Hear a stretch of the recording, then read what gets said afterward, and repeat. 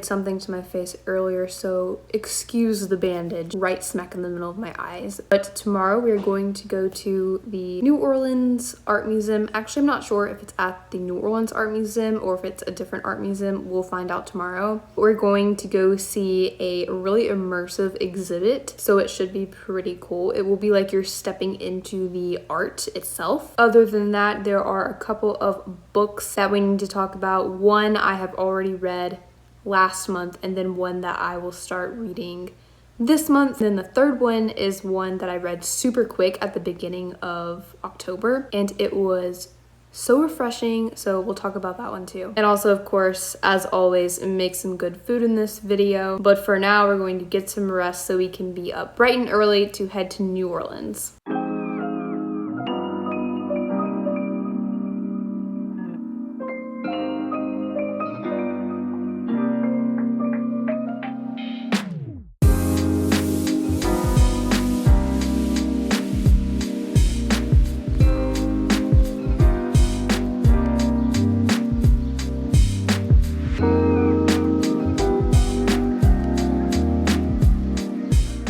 We arrived at the Monet exhibit in the morning. The first two rooms were primarily panels that had written information on them about his life and the different types of painting he worked with.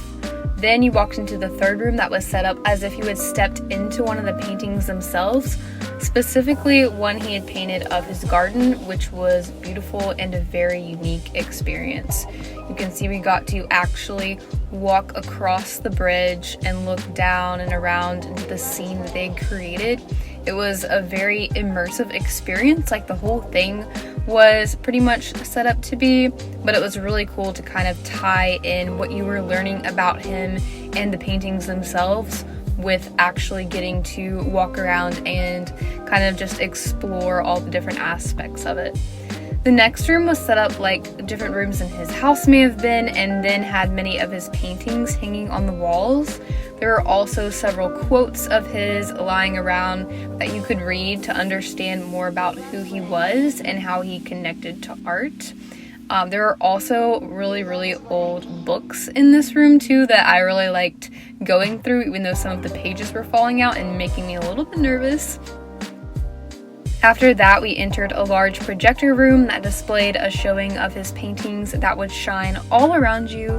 They had lounge chairs inside so you could relax and watch the paintings change, which we did for, I would say, probably at least half an hour. There were a lot of different scenes and paintings that they displayed in this room, and they also had some kind of bean bags in the center that I kind of wanted to go sit on, but no. Perhaps one of the coolest rooms was this one where they had art stations set up to work on your own piece and then post it up on the art wall. It kind of made me feel like we were in a Pixar animation studio or something, which is why I really enjoyed this room and could have stayed in here a lot longer.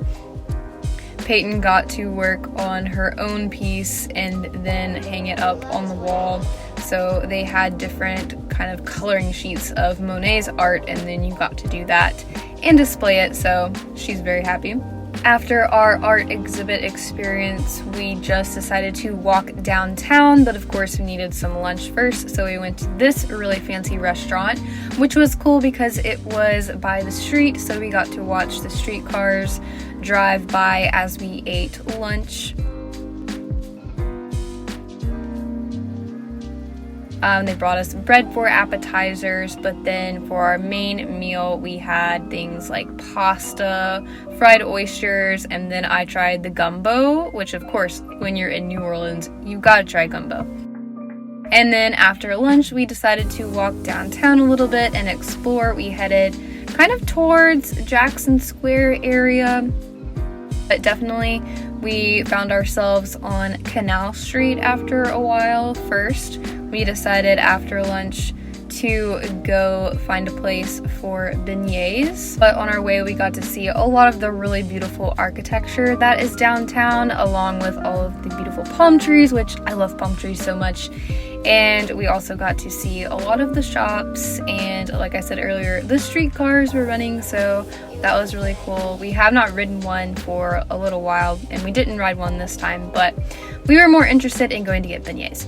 So we went to the Cafe Beignet place, which they have a lot of these around New Orleans. I'm just assuming that they are owned by the same kind of company, at least this Cafe Beignet specifically.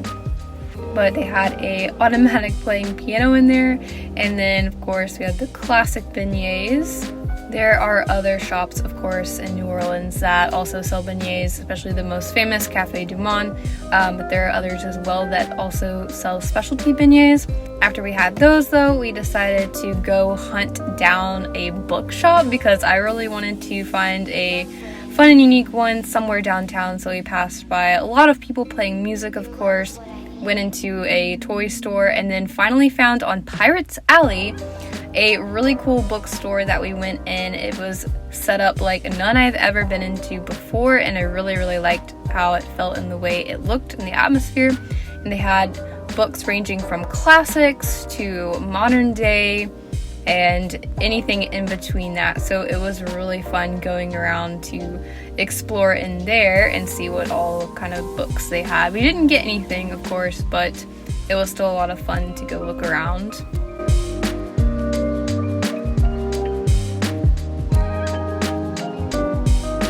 Once we were done at this bookstore, which later I found out was a famous bookstore. Whoops, did not know that when we were in there, but that's kind of cool. We decided to walk around Jackson Square a little bit. And with New Orleans, you can find pretty much everywhere, like I said, some people either playing music, or we had a guy out there with his parrots that you could take pictures of, so you never know what you're going to see. It's always really interesting as you're walking around, but it's a lot of fun and definitely a very beautiful place.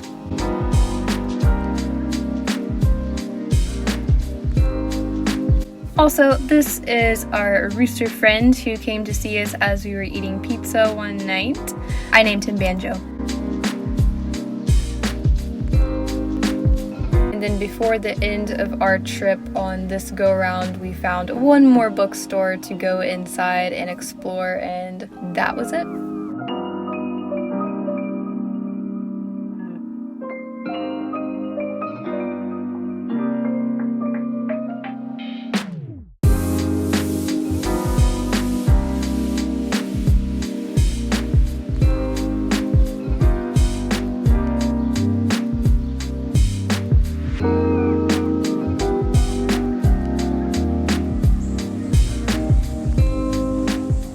So the trip to New Orleans was really fun. We got to see a couple of really cool bookstores, go to a delicious restaurant and eat some wonderful food, and see the Monet art exhibit. All around, it was a good trip. I didn't buy any books though, because there are some that I'm still working on that I have at home that either Peyton has lent me or I had bought for me in the past. So I wanted to talk a little bit about those, especially Vow of Thieves and Dance of Thieves, because I read Dance of Thieves and need to do a review on it, and then Vow of Thieves I am reading currently. But my favorite book that I read this month was The Princess and the Goblin by George MacDonald, just because it was such a breath of fresh air. The fantasy was amazing and it was just a really sweet story. Super fun. We also want to talk a little bit about that too. But right now I've got to go to work, so I will catch you later. Okay, so these are the two books. This one I already finished. It is the first in the duology.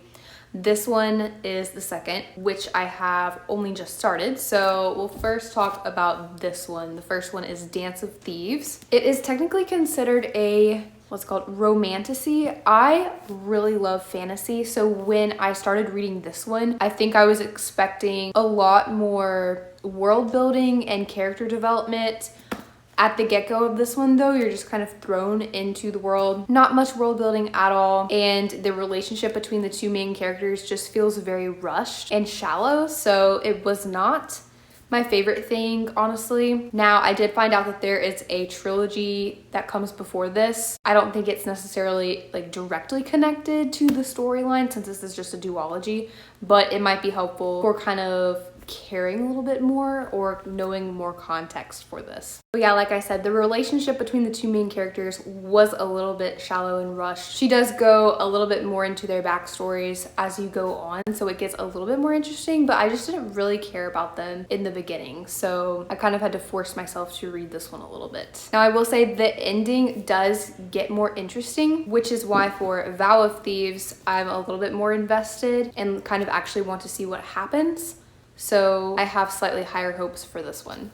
But the book that I read in October, literally only took a few days to read it, has been such a breath of fresh air, like I said earlier, was the book The Princess and the Goblin by George MacDonald. Now, George MacDonald inspired C.S. Lewis and Tolkien in their writings, and I could definitely see why. This is just kind of a little fantasy story about a princess, obviously, and goblins, and then there is another character that plays a huge role in the adventure. So I don't know, it's just really, really fun. It's easy to read. I just kind of felt like I was taken back in time into this fantasy world with, you know, not too many characters to keep up with, but enough to keep it interesting and to keep you on edge. So I just really loved it.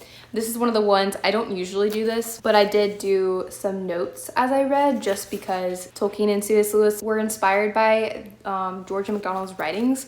So I wanted to learn as well to kind of pick up some good skills maybe or knowledge as I try to write stuff. So these are the books for the fall time so far.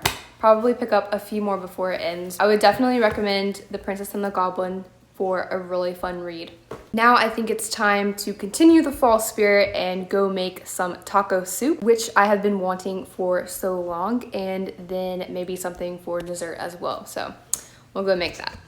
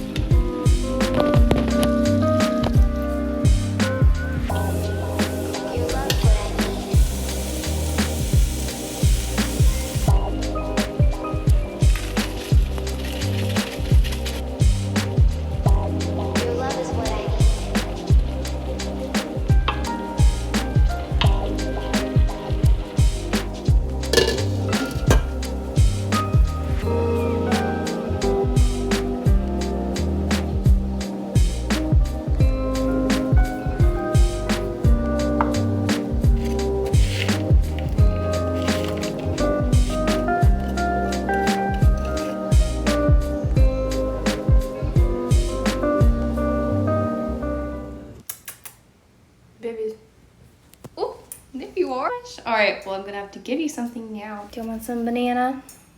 Okay, I accidentally got myself in trouble because we don't have banana, so I can't give them that. And then we're out of their favorite treats too, so now I feel really bad. I'll have to go get some more of those later. But it reminded me of a few weekends ago. I was out on a walk early in the morning. It was still dark outside, and this raccoon started following me home. I wasn't trying to get it to follow me or anything. It just started following me, and I tried to stay calm. I wasn't running from it or anything because I didn't know what it was going to do.